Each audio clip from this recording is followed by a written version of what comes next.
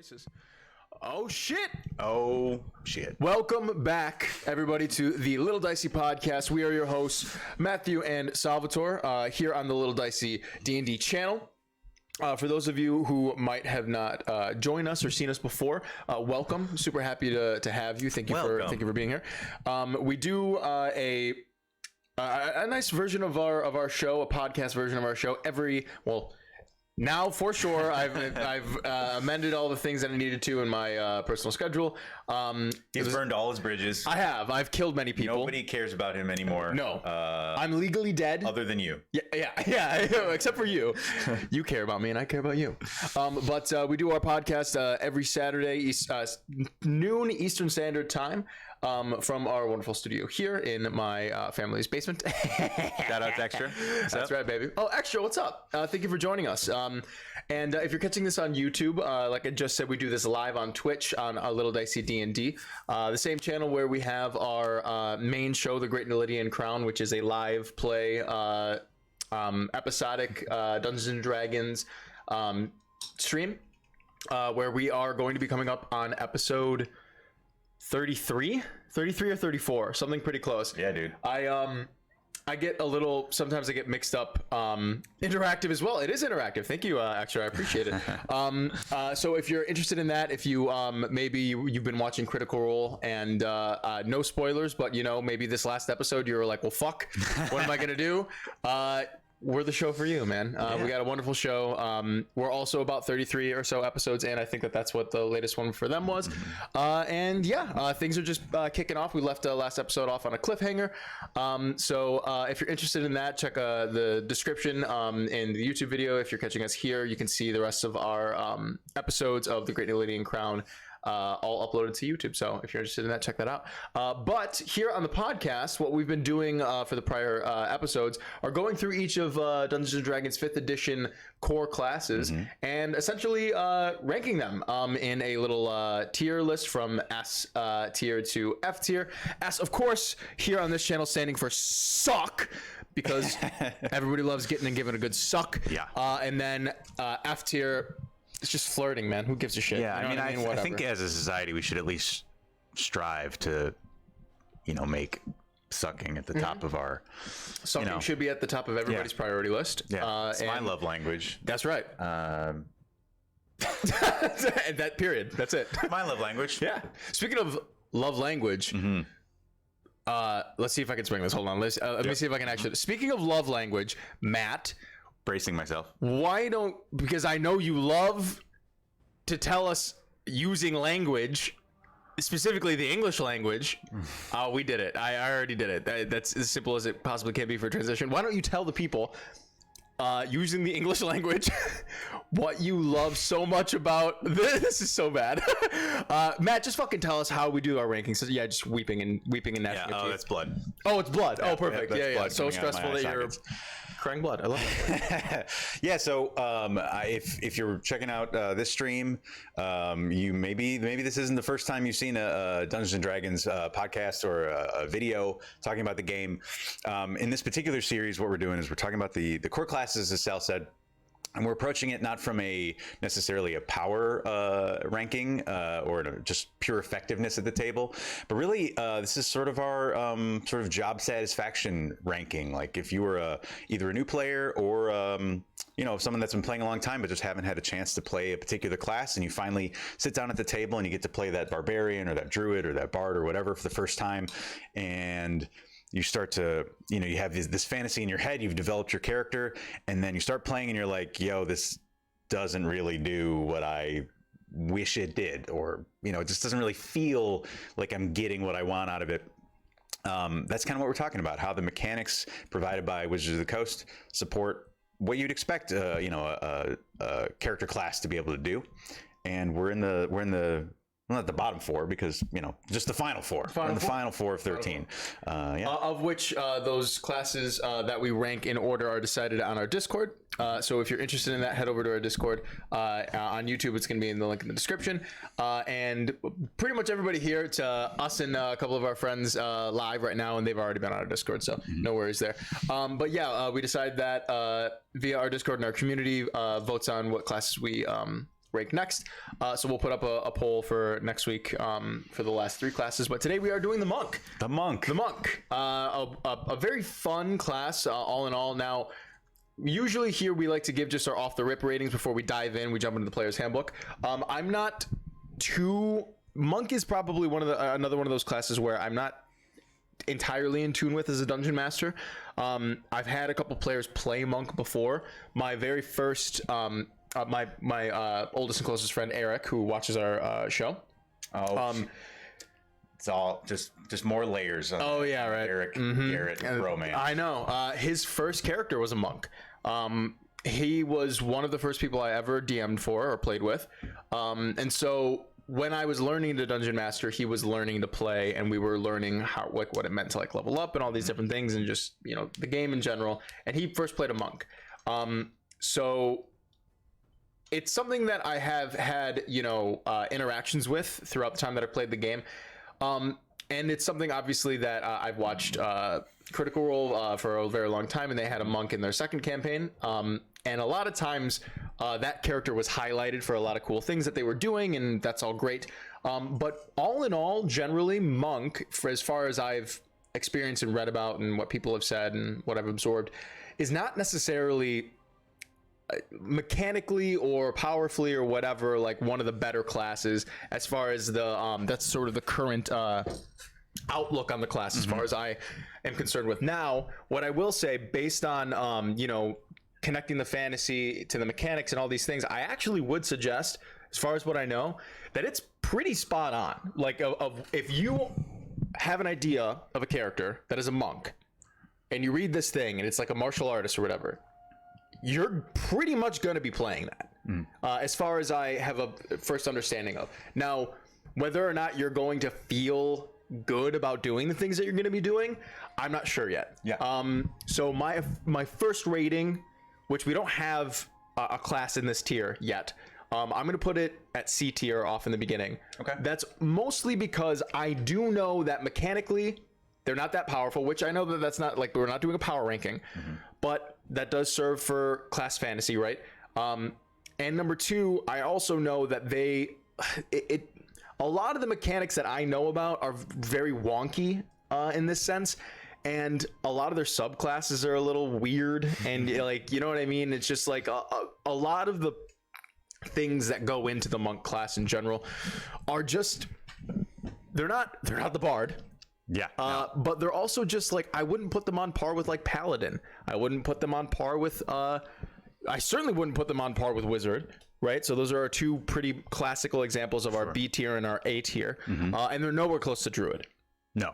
Which is one of our S tier classes, right? So if I have to look at the other classes that we've ranked, and I go druid's S tier, wizard's A tier, and paladin is B tier, I don't think this class, off the top of my head, has enough going for it where I would put it on par with paladin.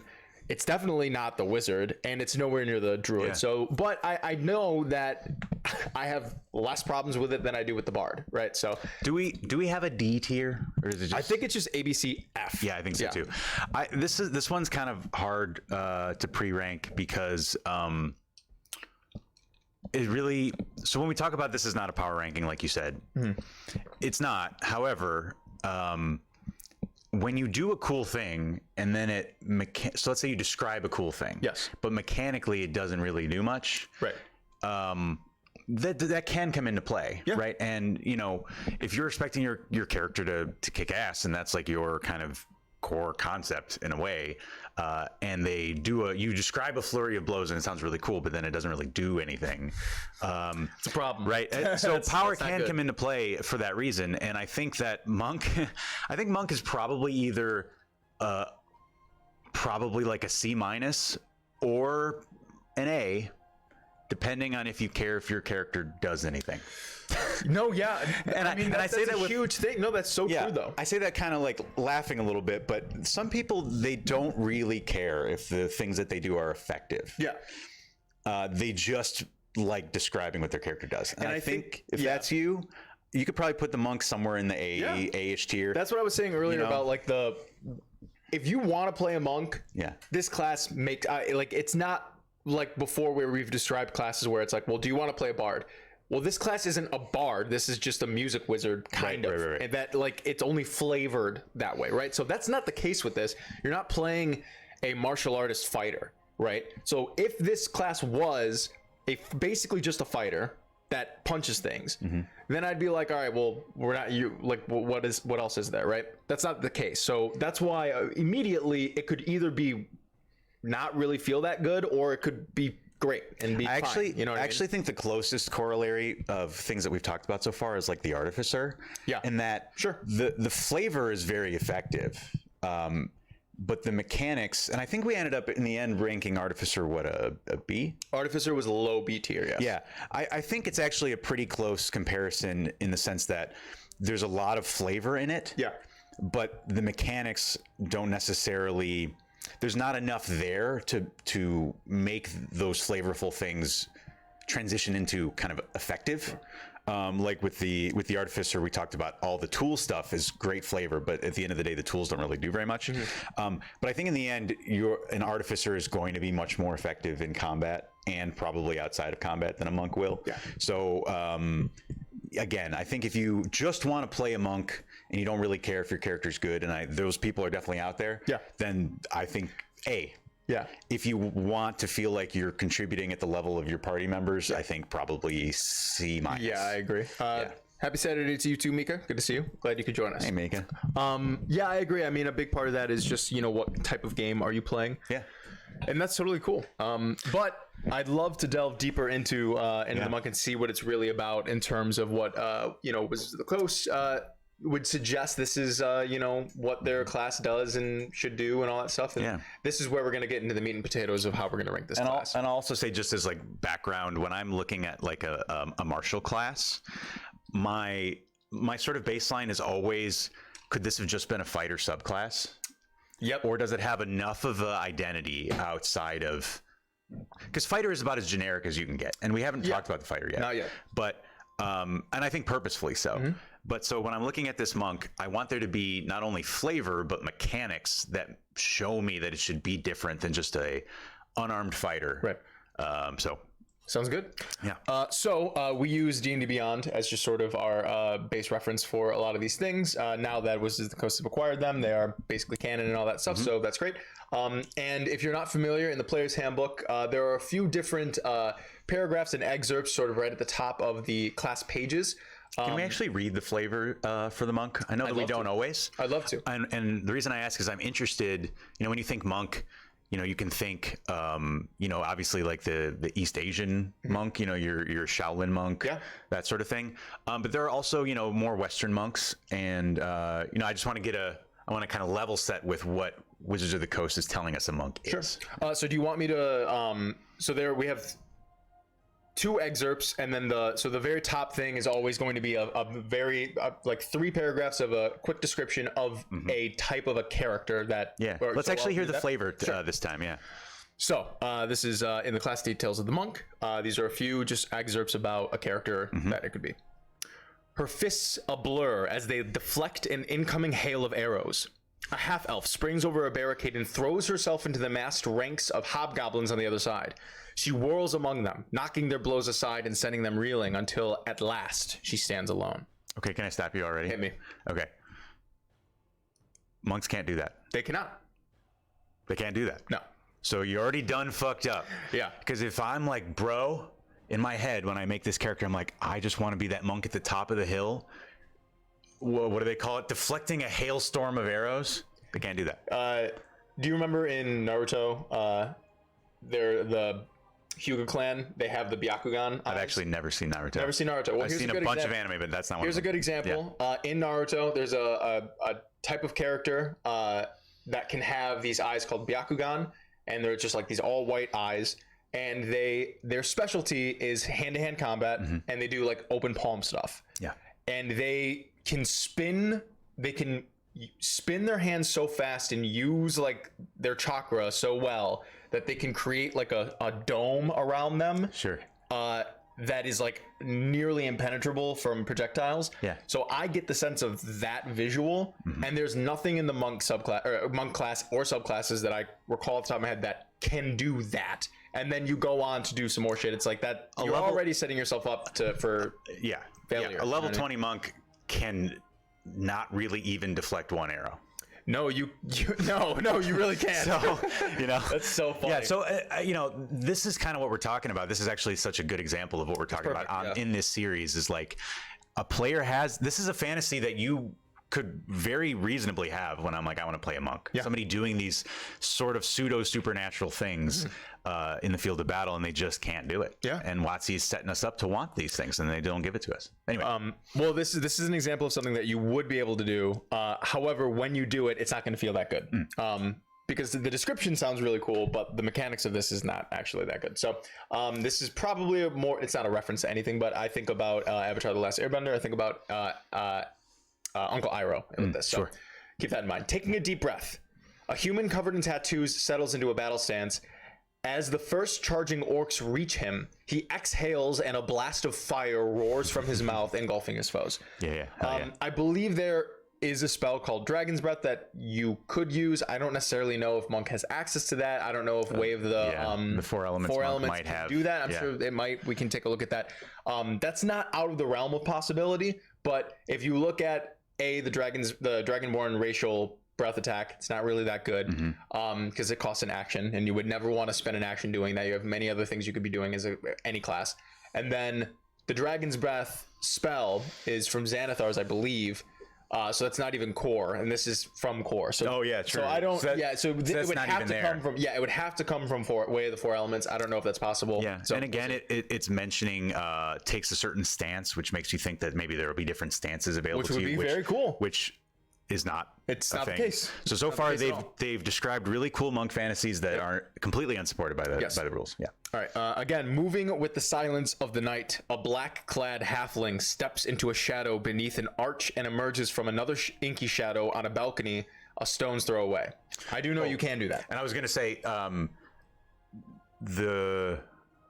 is there a dragon themed monk? Yeah, but not in the core class. Never mind. Not in the core class. Never mind. I was thinking sorcerer for a second. Yeah. So that one shadow monk, I think, is in the original. But it goes on to say she slides her blade free of its cloth wrapped scabbard and peers through the open window at a tyrant prince so vulnerable in the grip of sleep. So that's very clearly like a ninja sort of themed fantasy there, which makes sense. You can do that, but again, it's very interesting when they pick and choose to include weapons with the monk and stuff like that, and just in general, like what is and isn't a monk weapon, when would they be using these things, whatever, blah, blah, blah.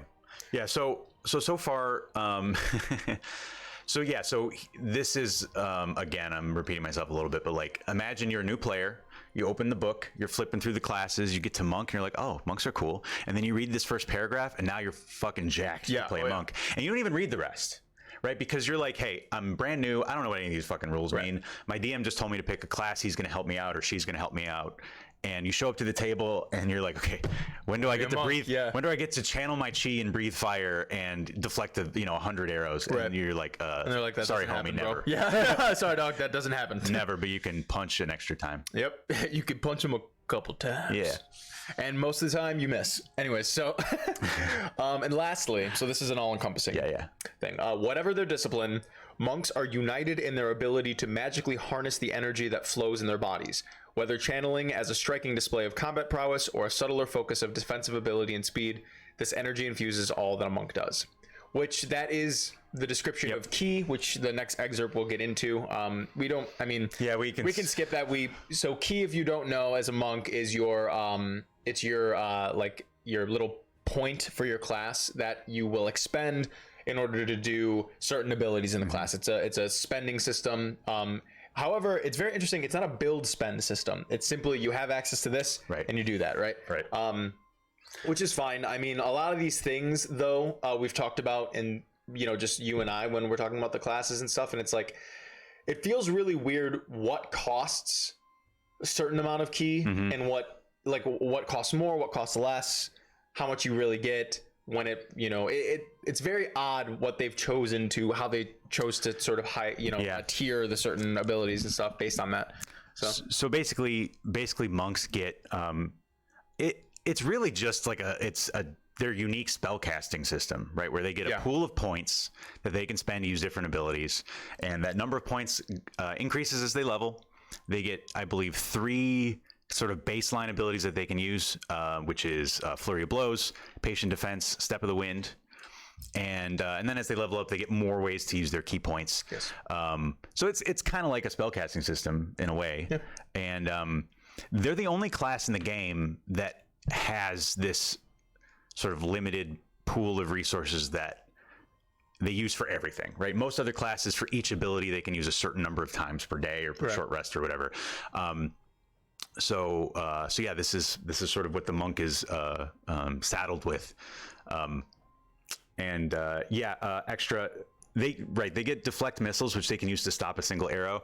The thing is, and I don't know the mechanics perfectly, but I know that it's at first a damage reducer, and then I think, do they have to reduce it all the way to 0 to be able to actually deflect it? I don't know. It's kind of weird. Like, they can almost usually deflect one arrow, but never more than that. Yes. Right? Well, and yeah, exactly. And a lot of times you're using up your reaction. Yes. When you're doing that too, and it's like, do I use up my reaction to deflect one arrow? Mm-hmm.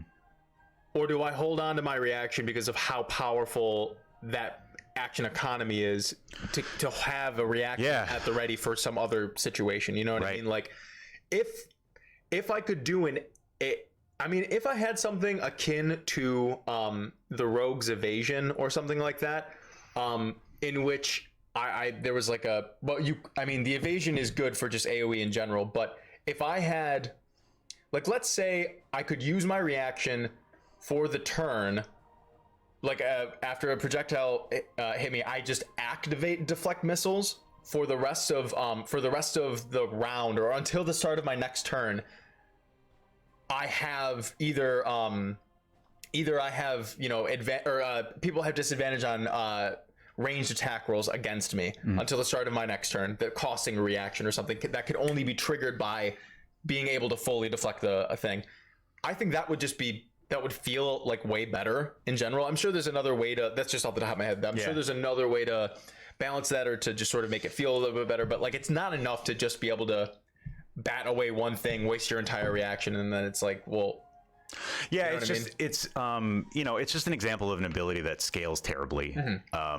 Which there's lots of features in the game that scale terribly. And it's just unfortunate because it's such a thematic thing to do. Yeah, it's awesome to have the monk, sort of, it's the classic anime thing, right? Where there's just arrows flying and they're like, yeah, that's it. Right, and they're able to dodge a bunch of them and then like whip some back. They just can't really do that. But so let's get into kind of the meat of the monk. Sure. So we always sort of go over like all of the quick little class features just at the beginning, just to get an idea of like, what they kind of expect from this. D8 for hit point. Real quick. So so Extra confirms, you have to reduce it to 0 and have a free hand to throw it, and you have to spend a key. It's not that good, but it's really cool. And it's a key point. Like, what the fuck? It's not that good, but it'd be really fucking cool to flavor. Yeah, this is, again, this is so, just like what I was talking at the beginning. So let's say somebody shoots an arrow at you, right? And you're playing the monk and you're like, oh shit, I get to use my deflect missiles. And let's say everything works out. You got a free hand, you have your reaction, you have the key point to spend, you manage to reduce it all the way to 0, and you throw it back. And let's say it hits and it saves you, I don't know, 8 damage, and it does 4 damage or something. That's still not very good. No, it's not that good. And so in the immediate moment, you're like, I fucking did it. Yeah. That was so cool. And then you're like, later that night you wake up and you're like, in a cold sweat. And you're like, all of my dreams came true, and it still kind of sucked. Yep. Oh God. I have to play monk for 20 more. So whatever. Tough, dude.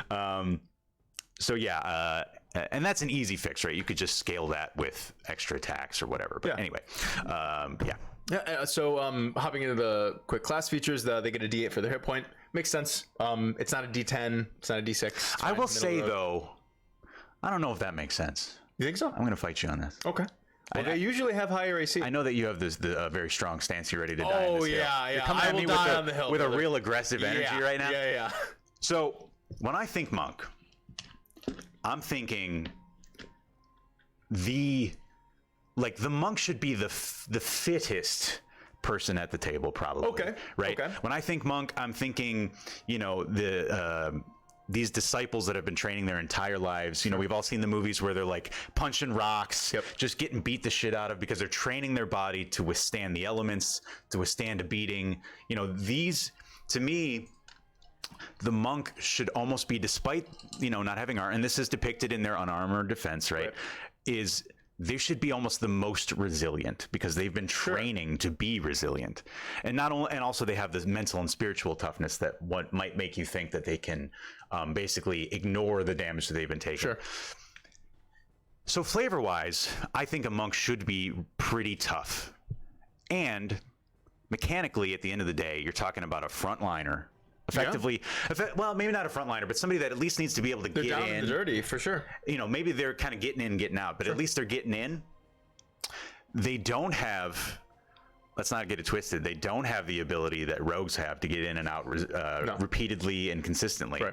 So I think they should just have a D10 hit points. And I think it's like if a ranger can have D10 hit points, because why? Because the ranger's out, you know, maybe they're underfed, maybe they're used to kind of living in squalor or whatever on the road, right? To me, a monk should be at least right there with the ranger at D10 hit points, and I think it would help just a little bit. I have just a quantifiable idea that could make sense to me. So the two classes that utilize unarmored defense. I mean, why not? That, I mean, your argument makes total sense to me. That if the class that literally has, like, the description is that they've devoted their life to like honing their body, right? And the only other class in the game that utilizes unarmored defense, it does. I mean, it makes sense to me that they could both be the classes that use the D12 for the hit point. So the barbarian and the monk, if you couldn't catch on. I mean, I don't really necessarily see a problem with that. Like in a weird way, it depends on how you sort of flavor. Like armor class is how hard is it to affect you, not necessarily to hit you, but to affect you. Yeah, because you're dipping and dodging. Yeah, but I've seen hit points also sort of be flavored sometimes as your will to fight. People say that all the time, and I'm like, yeah, whatever. I think it's just more fun to describe when you get like cut or whatever, and then we can all just, you know, and we can all, you know, what's the word I'm looking for? Our disbelief, suspend our disbelief about long rests and stuff. Sure. Just relax. It's but like, game, if you just think about like, what is flavor-wise, what's the difference between AC and hit points? Yeah, right.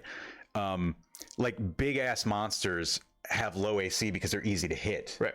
And so sometimes we flavor like a miss is like, oh, they deflected off their armor. It just doesn't affect them. But like at the end of the day, AC is how hard it is to hit something. Yeah. And hit points is how much they give a fuck about being hit. Right. And like, I'm just picturing that monk that's like in the monastery and somebody else is just hitting them with a fucking paddle in their stomach over and over again. They're slamming their shins against a fucking hard ass tree. MMA fighters, right? That are just taking punches to the gut, taking punches to the face to get used to it. I think you could easily flavor them with a D12 if you wanted to. Sure. People would be like, the fuck? But if you think about it, it makes sense. And, you know, so I think if you want to make barbarians special with their D12, I'm totally down with that. Sure. But D10, I've spent way too long arguing D10 versus D8 in the podcast. But like, this just to me is like, what do the designers expect me to do with my monk? Yeah, no, I guess you're right. You know? Maybe they should reduce oncoming damage using the Constitution modifier at a certain level or something. As their body is hard enough now to do that. Yeah, and fandom, that's an interesting point. At the end of the day, like having more hit points versus with your Constitution versus like less hit points, but you can use your Constitution to reduce damage. It ends up kind of, you know, washing out to be the same. Sure. But you could certainly flavor it that way. Is like, yeah, you're just the monk takes, you know, 10 damage, but they're kind of cool with it. Yeah, you know I mean, honestly, I kind of like that a lot. I think that it's like you said, it's a big flavor thing because I mean, if you think about it, really, like a barbarian's rage, you could think about it one of two ways. The way that it's written, where it's like, oh, you take half damage from if you're Totem of the Bear, it's everything except psychic, or you could just flavor that as, or you could think of it as I double my health. Yeah, you know what I mean? Like I use a bonus action and I double my health. Yeah. Because like that's basically what you're doing, you know what I mean? Like for the most part. Anyways, so yeah. Well, D8. Wizards is telling me when I play my monk that I should be able to take as many hits with my monk as I can take with a not a sorcerer, with a cleric or a warlock, or Is Bard D8? Bard is D8. Yeah, like really? Yeah, very odd. My Bard can take as many hits as my monk can. Yeah, very odd. I don't know about that. Yeah. Well, saving throws. Saving throws is a big thing on classes. It is. I would like you, and I love playing this game. Matt, I would like you to guess the saving throws. Saving throws. If you don't know. So, one of them is obvious, I think. So Dex is obvious. Is their strong Dexterity. save? Fucking noobs will say wisdom. No, It's not. you can't have 2 strong saves, people. So it's got to be either int, charisma, or strength. I'm going to say strength. You're correct. Dexterity and strength. Which makes, I mean, dexterity makes all the sense in the world. It's their main stat. Strength makes sense in the sense that, they're honing their body and all this stuff. But you, as a monk, you never generally use strength, which is very interesting. So, like, that's why, I mean, as you said, you can't give them 2, powerful saves. But I think of the weak saves, I think strength is probably the best one. Yeah, of the weak ones, it's the best one. Because it's the one that helps you not go prone. Yep. So and that makes sense to me. It makes sense. Yeah. I just, I wish we could, because, well, what we just described, I really wish we could just do con and dex. And I know that having those would be insanely strong. I get it. I don't really see it as too much of a problem, to be totally honest with you. Yeah, just the design principle. Yeah, you're right. So moving along, at level 1, you get a feature called Unarmored Defense. We've mentioned this a couple times. If you're not familiar with it, beginning at the first level, while you are wearing no armor and not wielding a shield, your AC equals 10 plus your dex plus your wisdom. So, as a monk, if you roll up a character at level 1, you get really lucky. You get 3 16s. You put a 16 in con, dex, and wisdom. Those are the 3 stats that you're going to be using most of the time as a monk. You have plus, plus 3, and then your base 10, right? So your AC without wearing any armor is 16, which is great. That's at level 1. That's really, really good, especially when you're not wearing armor. That allows you to stealth. That allows you to do a whole bunch of other things. Move unencumbered, all these different things. So unarmored defense is always good. Yeah, it's always good. It's great. We don't want to oversell it. No, but it's good. I mean, that's a good part of the class. Makes total sense. Great. Glad it's there. Yep. So at the first level, you get martial arts. I will say though. Yes. So let's say you have in that same scenario that you have a 16 dex, right? If you just put on medium armor, like the cheapest medium armor you can buy, that's going to get you to a 14 or 15 anyway. So to me, this is actually more of a ribbon feature in a lot of ways.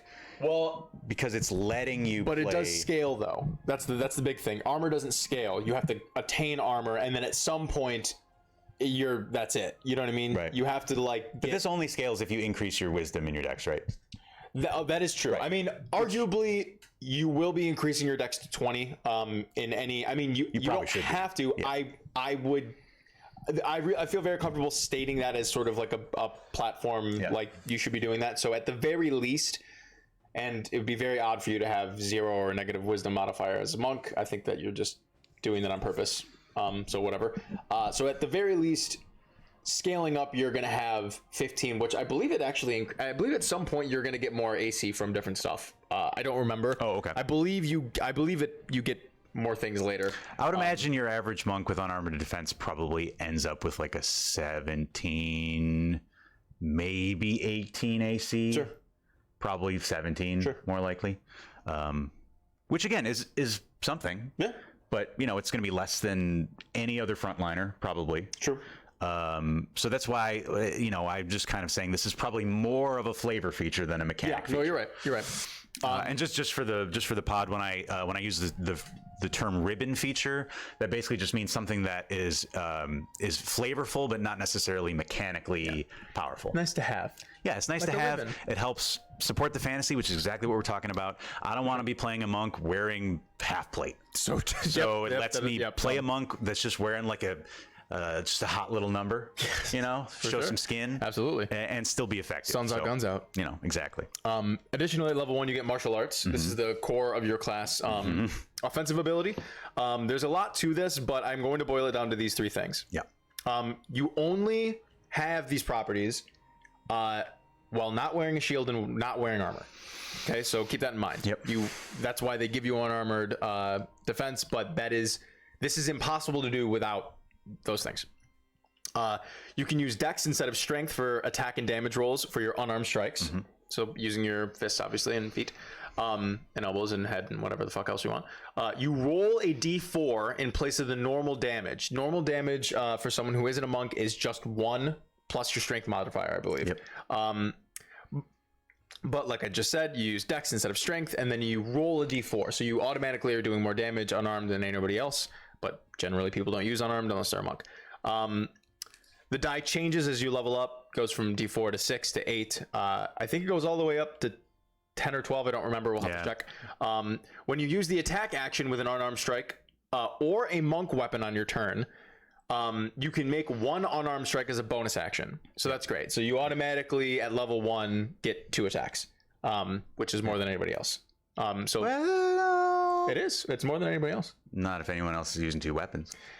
True, but you do so. Hold on, let me just double check this. You can you can also make it. So you still get the bonus.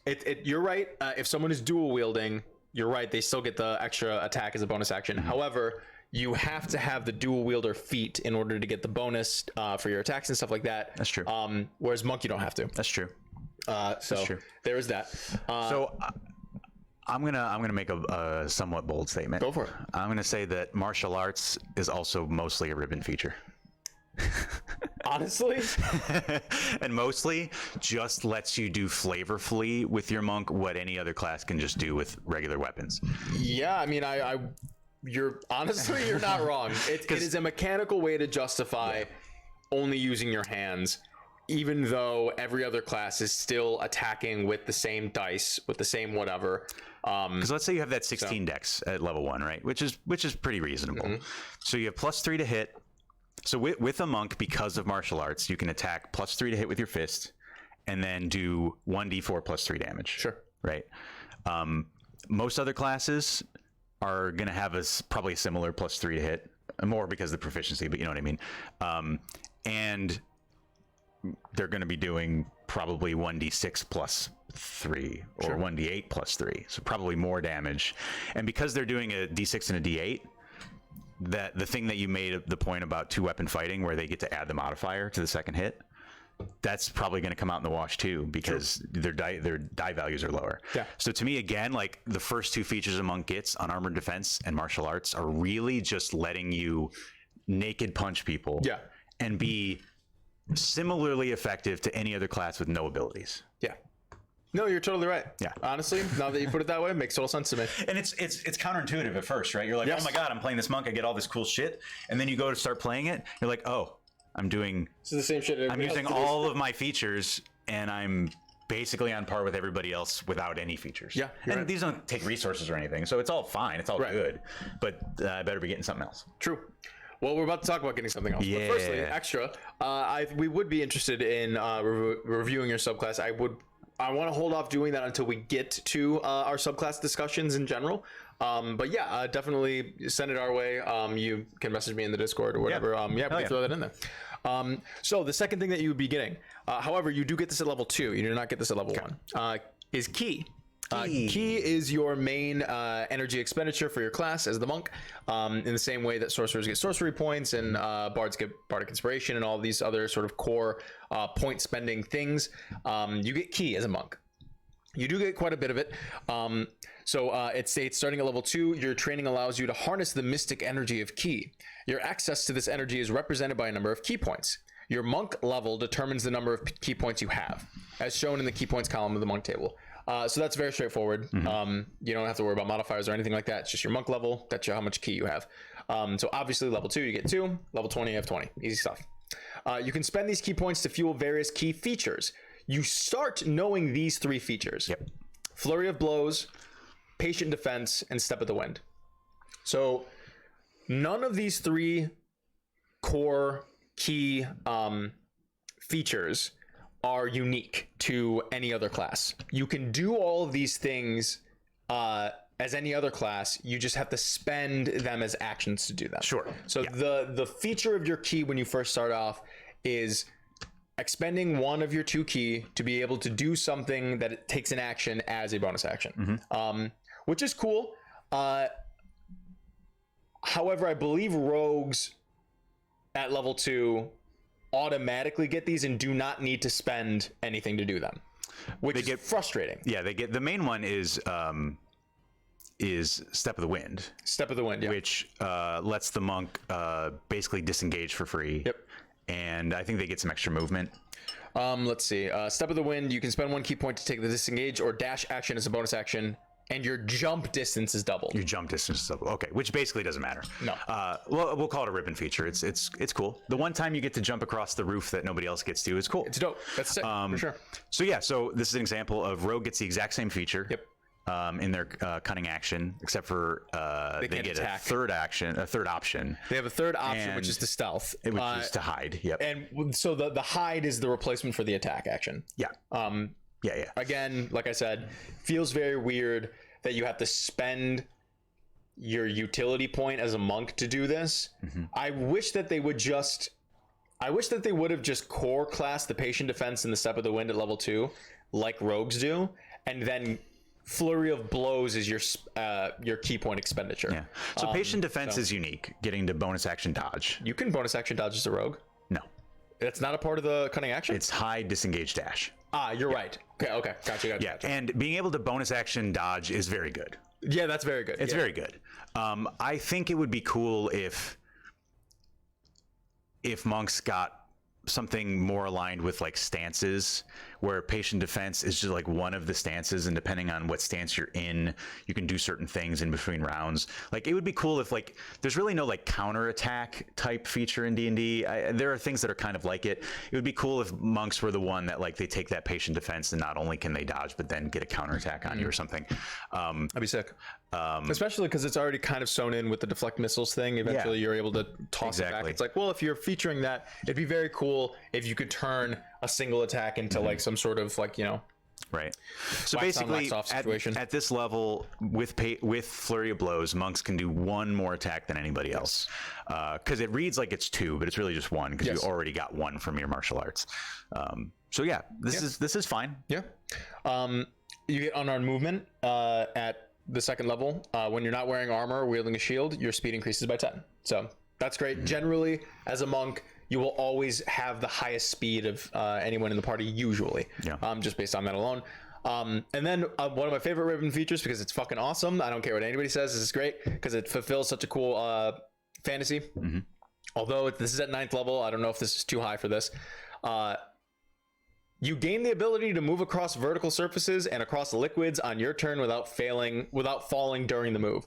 So if you can get across a thing by in your one turn, with your at 9th level, you're gonna have probably like 40, 50, you're gonna have like 50, I think, feet of movement, something like that.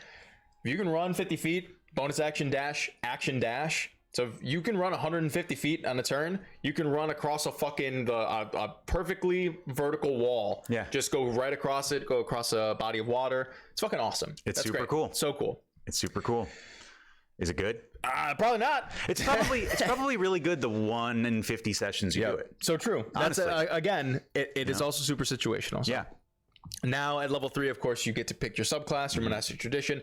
We're gonna sort of move along. So we've talked about deflect missiles. You get that at level 3. Yep. Again, I've talked about this. I would like to have seen this be a little bit more potent as a reaction, because as a couple other classes like Rogue, you get to use your reaction to fully evasion is really, really, really good. Granted, it is later on that you get this. We can rearrange things. I don't mind. You can get deflect missiles at 3rd level for the single, and then at the higher level, I think it's 8 or 9 or 7, 8 or 9 that rogues get evasion. Bump it up. Like I want deflect missiles to be more than it is. It scales very poorly, like you said. So, we've talked about this. If you roll a dice to reduce damage on an incoming projectile once, you use your reaction to do this. You also have to spend a key point at the 3rd level. You only have 3. Yeah. So wasting a key point on doing this is kind of ridiculous in my opinion, when you could be doing way, way better things on your turn. Plus using your reaction just to do this when you could be using your reaction for an opportunity attack if it comes up, or for something else. Just, I don't know. I feel like this is just a complete waste of your key point. I might not be as mad if it didn't use key points at all, because I'd be like, all right, well, at least you're not spending anything. You can just have an extra reaction option, which is cool. If you reduce it to 0, you get to throw it back. To me, I think it'd be interesting to have more options for stances, and to make something like patient defense be a stance, and then just like while you're in patient defense, you know, you have the effects of the dodge action, but then in addition, you basically get whenever you would be hit by a ranged weapon attack, you just get to do it. Yes. If you're in the stance, you just get to do the thing without using your reaction. Right. I think would be cool. Further on, 4th level, of course, feeder ASI, but in addition, you also get slow fall, which is another ribbon. Monk has the most ribbon abilities of any class ever. Like it's just really cool shit that kind of comes up sometimes, and it feels awesome when it happens, and then it's like you're done. Like you said, you wake up and you're like, the rest of my class kind of sucks. and I love ribbon features. They're awesome. But there's a reason why, like when you look at modern subclasses, they get like 3 abilities at level 3. Oh yeah. Right? Because they're starting to load things up with ribbon features, which is great, but you need also features that do things. Yes. Yes. Slow fall. You can use your another thing with reaction, it's like this doesn't cost a key point. It just happens. Right. So it's like, I don't know, you set a weird precedent with doing the key point thing with deflect missiles. Anyways, I digress. You can use your reaction when you fall totally fair, to reduce any falling damage you take by an amount equal to 5 times your monk level.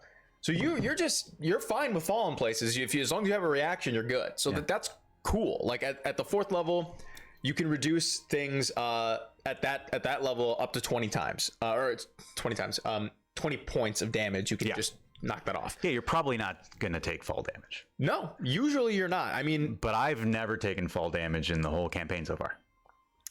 Yeah, maybe you got knocked down, like, and I had to roll a d6. Right. Like, who gives a shit? Right. Like, again, this is cool. Yeah. Very cool. And I could definitely see a scenario where, like, you're playing a shadow monk and you might be, you know, the best or close to the best possible infiltrator, because you could fall, you know, you're going to slow fall. Maybe you rule it that people don't even hear it. You know, it's very cool. Yeah. It's just not good. No, it's very cool. Not good. Something that is good, the 5th level, you get stunning strike. This is where I go, again. Well, but we can objectively say that it is good to have an option to literally stun. Like, granted, how often this would hit, this is unique to this certain class, with the exception of casters who can do hold person or whatever, blah, blah, blah. However, as we know, you will have, it's, you know, this is the main feature that gets people excited. And as you should, because it's very cool. However, when you start to play, you quickly realize you are not doing this often enough for you to be like, this is the coolest part of my class. Even though it's awesome and reads really well on paper, in practice, and each attempt costs a key point. Each attempt costs a key point, which is fine. That makes sense to me. Like, it should cost a key point to do this. I think it needs to, if you have key points, this is an ability in which spending one makes sense to me. I mean, okay, I'll read this to you. Starting at 5th level, you can interfere with the flow of ki in an opponent's body. Flavor-wise, fucking awesome. When you hit another creature with a melee weapon attack, so for the, I believe it has to be written into martial arts that your hands are considered melee weapons. I believe, right? Because that automatically reads that you need to have a melee weapon, but I believe for martial arts, your hands are considered a melee weapon. I believe that's the case. I'm not going to go back. I hope they clean all that shit up in 1D&D. Yeah, that's so many extra words that you do not fucking need to say. Along with natural weapons. Yeah, that's all that shit. They need to figure all that stuff out. Yeah, the difference between like a ranged weapon attack and a weapon attack at range and a they need to clean that shit up. You can spend 1 key point to attempt a stunning strike. The target must succeed on a Constitution saving throw or be stunned until the end of your next turn. Stunned is a condition that's very, very good. I'm not going to go into detail on that. And that's it. So obviously, the bigger the creature, the less likely this will happen. The more sturdy a creature, the less likely it'll happen. But just for a lot of medium-sized creatures in general, which at levels 1 through 10 is usually what you're going to be interfering with, you can stun lock things pretty quickly if you are successful at doing that. Which is very cool, and then like completely trivializes an encounter. However, it's unlikely that you will be doing that. Yeah, in theory, you could do that, and it would be really rad. But a 5th level spellcaster can just cast Hypnotic Pattern and end the fight. That's it. Yeah. And pretty consistently in the fight. By the way, Phantom says, I feel like 4 levels of Monk, especially Shadow Monk with Ranger, would be pretty good. It gives you the support features of the Monk with a class that can actually do other stuff alongside it. And flavor-wise, that sounds really cool. But the problem with multi-classing Monk is key is so critical to what they do, and the amount of key they get is related to their monk level. Their monk level. So if you took 4 levels of monk, for example, you could stunning strike once, flurry of blows twice, and patient defense once. That's for it. the whole day. For the whole day. Yeah, it's not enough. It's not enough. It's not enough. You know, unless you have like a specific build in mind where you're just like, hey, I'm just happy, you know, patient defensing 4 times or something. Yeah. But that can't be worth 4 levels a month. No, I mean, that's why I wish they would, because I don't think the answer is just double the amount of key points that you get and it's 2 times your monk level. I think the answer is you need to go in and really decide what should cost a key point and what should not cost a key point. Sure. And I think anything that another class can do, you know, with their feature as a bonus action, immediately no key point for that. Yeah. I think that's just, if another class can do it and they don't have to fucking use key, then the monk doesn't need to use key to do that. I bet a monk flurry of blowsing every round as if they, you know, with no key costs at all. I'm sure that's not a problem It's either. still not even remotely a problem. I'm sure that's not a problem. The only one I could see getting a little bit... maybe at level 2, it's like, this is a lot. But like, even then, it's like, I could see like, free bonus action dodge every turn being a little too good. But well, bonus action dodge is not a thing that other classes can do, right? Didn't we just establish that? So that would have to be a key point. But that's what I'm saying is I think probably flurry of blows and step of the wind would both be fine. Sure. Because step of the wind is just cunning action. I think flurry of blows would be fine. Sure. Do you want to do you want to play a quick game? What's up? I'm pretty sure I know the exact numbers. I might be 1 or 2 off or whatever. Okay. But I looked up on crit roll stats how many times Beauregard used a stunning strike. Yes. It was approximately 115 times. Yes. In the campaign. Yeah. Do you want to venture a guess to how many actually stunned a creature? I don't want to break the game, but I believe we talked about this before. Isn't it like 30? Yeah. Yeah. It's like 30, it was like 30 something. or 30, 35. An insanely low amount. Yeah. Especially, it's wild too, because I've seen every episode of Campaign 2. I watched the whole thing. And in my mind, it felt like Marisha was doing insane shit all the time. Yeah. And that's why I think it was what sparked our conversation maybe a couple of weeks back or whatever when we were talking about this. And I was just like, yeah, man, but like, because we were talking about how the monk is kind of like a little bit whatever. And I was like, yeah, but like, Marisha was fucking doing nuts shit all the time. And you were like, bro, if you actually check the stats, not really. Yeah. Not really. Well, and again, like, Marisha probably fucking loved playing Beauregard, right? Yeah, yeah. And so that's the thing is like, if that's the biggest thing. That's the thing is, does the player love it? Well, then fuck. Who are we to say it's not an A? I think a bunch of people will play a monk and say, this is the raddest shit I've ever done. I feel so cool when I'm slow falling or when I land a stunning strike or whatever. This is an A for me or whatever. And that's cool. And then there'll be people like me that I'm sort of more in the weeds with mechanics. Right. As much as I think the flavor is incredibly important. But yeah, I would just be, you know, waking up in a cold sweat being like, oh shit, my character blows. Which, speaking of that, I'm going to sort of compartmentalize the higher level features. Sure. This is just with the base class. So like if your subclass, maybe cooler things are going to come up. We will talk about that when we get to the subclass eventually episodes down the line. I'm going to compartmentalize these things because number one, most of them are just bumps to your unarmed movement, which caps out at plus 25. Sorry, plus 30. Okay. So your speed will be doubled by the time you get to level 18, which is cool. Like, great. But whatever. Everything else is pretty much a ribbon ability at the high level in the core set, not counting when your damage dies increase. Yeah.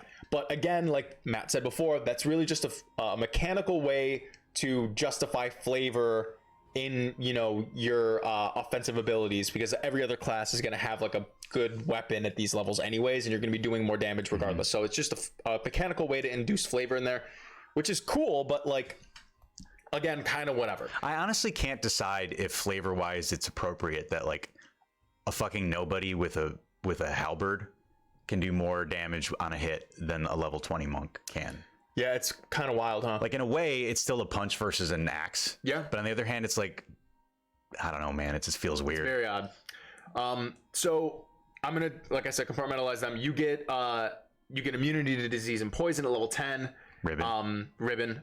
You get Like I said earlier, you get the vertical surfaces and liquids. Immunity to poison isn't exactly a ribbon, but it's not going to come up all the time. It will not really come up that much. Yeah. 13, you can you just learn all you can understand all spoken languages. Cool. And all creatures can understand you. Okay. At level 13. That's ribbon as well.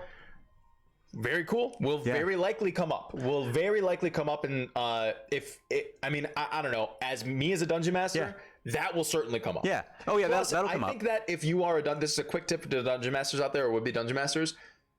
Please read your players like class lists and look at like the ribbon stuff and write shit in so that they can use their ribbon abilities. Yeah. Because that will automatically make this class, which I'm leaning towards like C+-ish for me, that will automatically give that player that A+ feeling that we've been talking about, how some people are going to really, really love playing this. And I know that I could base a campaign and have moments where even Matt, if Matt played a monk and is like mechanically like, kind of fuck this thing, I know that as a dungeon master, I can make the game give Matt that feeling that the class is A+. Yeah, for sure. I know that that's a capability there, which is why I'm going to, at the end, spoiler alert, I'm going to bump my rating up from a C to probably like a B, C plus B minus ish, just because I know that I can do that as a dungeon master. Yeah. All these ribbon things can either never come up, or they can come up once in a while, or they can come up to the point where you're gonna be like, oh, this is dope. I love my dumb monk shit. So yeah, as a DM, you can always fix power problems, power level problems. Yeah. You can give your monk a unique homebrew item that says, you get 100 extra key points, or like you do whatever. I mean, you can do anything you want to fix that stuff. And I definitely encourage, if you see a player not having fun because their character blows, to give them some boons or whatever. But I do. Can't factor that lastly.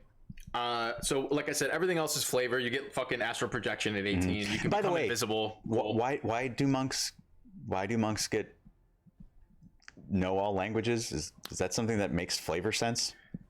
I mean, I know it's of the sun and moon. Yeah, I will read this to you. I know it's an ability in there. I'm just like, why? So here's the thing, though. The flavor says something interesting, but doesn't actually, like, mechanically. You just get it. You don't have to use an action to do these things. It doesn't cost a key. No. Yeah. But the flavor description suggests that it should, or so I would, as a dungeon master, describe it like this. Yeah. Instead of just knowing them. It says, starting at the 13th level, you learn to touch the key of other minds so that you understand all spoken languages. Moreover, any creature that can understand a language can understand what you're saying. I would flavor this or rewrite this as, you can use an action to touch a willing creature, or if unwilling, there's a save. Which would be weird if it was unwilling, but this could be like interrogation, so that's good. To touch a willing creature. And instead of learning their language, it's just to connect with their key so that you two can understand each other. I've never seen an example of this in any media ever. No, I mean, I would write it akin to not understanding a language, but that sort of Avatar: The Last Airbender when Aang takes away Ozai's firebending. I would put it akin to, like, he became so in tuned with their key that I actually don't remember if it's chakra or key that they say in the show, that he was able to remove the bending. So in that same sort of sphere of, like, I just center myself. I don't mind and, like, that do so that much. Like, I could even see almost like a version of detect thoughts. Yeah, that would be cool because too. I have seen a bunch of times where, like, they sort of focus on you and they're like, oh, you are troubled, you're lying, or there's something weighing you down, like some sort of maybe slightly nerfed or just adjusted, or even calm emotion. Like, maybe there should be like options to this feature where it's like you could cast detect thoughts, you could use calm emotions, you could use comprehend languages. Like, you get like these 3 things that you could do with this one action, and it's like, that just feels way better than you understand all languages. This is just for no reason. This is just the one where I'm like, where did this even come from? I know, very weird. Yeah. Diamond Soul, very good. You get proficiency in all saving throws. Very good. That's great. That's very level good. 14. That's very good. Whenever you make a saving throw and fail, you can spend a key point and reroll. That's great. That's wonderful. Very, very good. And then more on our movement. Timeless body, 15th. You stop aging. Flavor. You also don't need food or water, which never comes up. Which, fun fact, nobody does. Nobody does. No one ever plays that in D&D. Yeah. I did in my one shot, but you have to build it into the thing. Yeah, it has to be baked in. Yeah. Empty body at 18. Spend 4 key points. You can become invisible. At 18th level, who gives a shit? However, during that time, you have resistances to all damage except force. Okay. Again, a little situational, but that's fine. A quick resistance. Now, although it lasts for a minute, invisibility. Become invisible for 1 minute during the time. I'm gonna check something real quick. Because Are you checking if you make an attack, do you stop being invisible? Okay, so here's the thing. For empty body, there is no limit on attacking or doing something to break your invisibility. Yeah. It simply lasts for a minute. So I take that back. For a minute, you have resistance to all damage except force, and you are invisible. That's pretty good. That's pretty good. That's pretty good. For 4 key points, that's pretty good. Out of your 18 that you have, that's great. It's sort of like a little bit better rage in a way, but it's level 18 instead of level 1 or 2. Yeah. That is good. That is good. That is good. Is it for an level action? 18? It is an action. Okay. On our movement at 18. Cool. Now, we like to shit on capstone features here because they fucking suck. They fucking suck. Here's a great example of a capstone feature that fucking sucks. Perfect Self. What a cool name. Perfect Self. Surely this is going to be really I remember good. when Goku defeated Perfect Self. That was good. Thank you. That was good. That was really good. I'm going to do this using my Perfect Self impression. Yeah. At 20th level, when you roll for initiative and have no key points remaining, you regain 4 key points. Cool. Whatever, dude. Cool. What the fuck ever. If this said you regain 10 key points, I almost would be like, dude, I don't. Also, you have to have none, right? You have to have none. So for this to happen. if you bothered to save any key points because you're trying to go fuck actually yourself. Play responsibly, it's like, oh, you saved a key point, eat shit, you for get that. nothing. Yeah. Why? In fact, all very these weird. features work this way. If you have none, It's you very get more. weird. Why? Just like give just them more. regain them. Yeah. Every initiative, you automatically get 4 key points, unless you're at 20. Or this feature cannot exceed. You can never exceed 20 key points. How about just your level 20 monk? When you roll initiative, you get all your key points back. Yeah. Why not, dude? Why not? Why not? Fucking why not? Why not? Why not? Why not? That's a pretty good cell impression, by the way. Thank you. My cell impression is reduced to just actually, it's so funny. I can. If you've ever watched Dragon Ball Z Abridged, have you ever watched it? Mm-hmm. Amazing. I have a theory that anybody that watches Dragon Ball Z Abridged will automatically, I don't know, this is just for me, maybe you don't, will automatically think of that dub voice for the character. Then I can only hear, that's what I hear. That's funny. And it's pretty close to what they actually do, but like that's all I hear. I only hear the dubbed version of Vegeta. I only hear the dubbed version of Goku, Piccolo. So funny. It's really ridiculous. If you haven't watched that, give it a watch. Anyways, my final rating is going to be B for the monk. I think because it exists in that space between some people are going to really fucking love this, it's going to be A for them. Some people are going to be like, this is like whatever, it's going to be C. I think I'm very okay putting it in B. I also, if you want to argue for a C final verdict, I'm very comfortable with that. And I will say that if that is what you argue, that's what we'll officially place it. But I also like giving the nod to classes that are going to be A, if you are very happy with the ribbons that are available to you and are okay with them. When they come up, it's worth it for you and like fills that hole that otherwise I would feel or you would feel because it's like it's not enough. I can't help but feel that the way that this is designed is that this couldn't just be a fighter subclass. Sure. Again, yeah. I mean, Just because so much of it is ribbon, there's really nothing to me that the monk does better than everybody else. I'm not sure that the monk is actually good at anything. So true. Like they do shit damage. They don't make the most attacks really because fighters get action surge. They don't have the best evasion because rogues are just better at evasion. Yeah. They don't have. They're just really, I think, kind of bad, which is a bummer. Because, it sucks. Because we all think monks are rad. From being a kid and watching Ninja Turtles and Power Rangers to getting into anime, like. We fucking love monks. They already struggle a little bit sometimes to fit into a high fantasy setting. Yeah, it's a little difficult. And you know what else is kind of interesting is we haven't talked too much about how the 1D&D stuff will affect classes, but it is interesting that I know that unarmed strikes now, I'm pretty sure if you hit, they just like automatically grapple or something like that. So like in theory, monks should become much better at grappling. That'd be sick. And the thing is as cool as that is, and it's nice that monks get a buff. Does anybody recall like a famous monk who's like his jam is grappling? You know what I mean? So like I like that because it makes that unarmed fighter, that brawler, that MMA wrestler seem more viable. But again, like even if this makes monks better, I'm not sure it really serves like what the monk is really supposed to be trying to do. So I've really made no secret about I think monks are just bad. I can't give them higher than a C. Honestly, again, I respect that. The only reason I came to the B conclusion, it would be low B, this would be B minus, is only because I know that if you have a good DM that cares about the individuality of the player, and you are someone that does not, these are a lot of like qualifiers, but it can feel like an A tier class.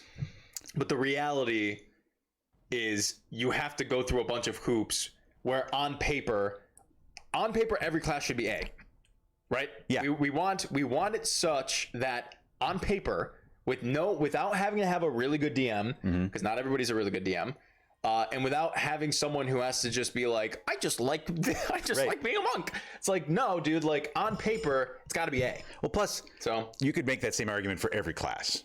well, yeah, Right. well, that you're right. Right. You could have an A+ experience with any class if you're just happy doing the exactly thing, which is great. Good for you.